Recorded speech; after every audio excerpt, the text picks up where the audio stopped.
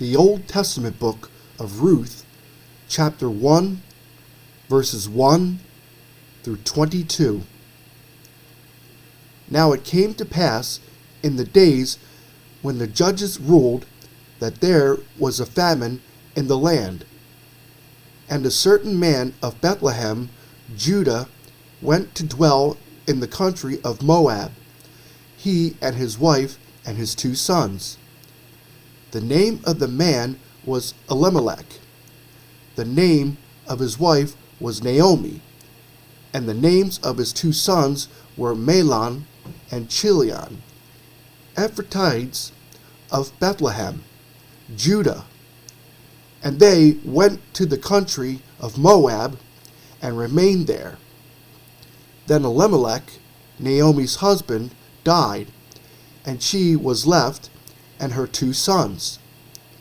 Now they took wives of the women of Moab. The name of the one was Orpah, and the name of the other Ruth, and they dwelt there about 10 years. Then both Mahlon and Chilion also died, so the woman survived her 2 sons and her husband. Then she arose with her daughters-in-law, that she might return from the country of Moab, for she had heard in the country of Moab that the Lord had visited his people by giving them bread. Therefore she went out from the place where she was, and her 2 daughters-in-law with her, and they went on the way to return to the land of Judah. And Naomi said to her 2 daughters-in-law, Go, return each to her mother's house.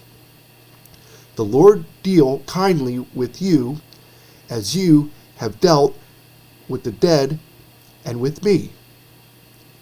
The Lord grant that you may find rest, each in the house of her husband. So she kissed them, and they lifted up their voices and wept. And they said to her, Surely we will return with you to your people. But Naomi said, Turn back, my daughters. Why will you go with me? Are there still sons in my womb, that they may be your husbands? Turn back, my daughters. Go, for I am too old to have a husband. If I should say I have hope, if I should have a husband tonight, and should also bear sons, would you wait for them till they were grown? Would you restrain yourselves from having husbands? No, my daughters, for it grieves me very much for your sakes that the hand of the Lord has gone out against me. Then they lifted up their voices and wept again, and Orpah kissed her mother-in-law, but Ruth clung to her. And she said, Look, your sister-in-law has gone back to her people and to her gods. Return after your sister-in-law. But Ruth said, Entreat me not to leave you, or to turn back from following after you. For wherever you go, I will go, and wherever you lodge, I will lodge. Your people shall be my people, and your God, my God. Where you die, I will die, and there will I be buried. The Lord do so to me, and more also, if anything but death parts you and me. When she saw that she was determined to go with her, she stopped speaking to her.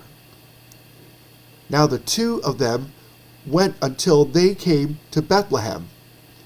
And it happened, when they had come to Bethlehem, that all the city was excited because of them.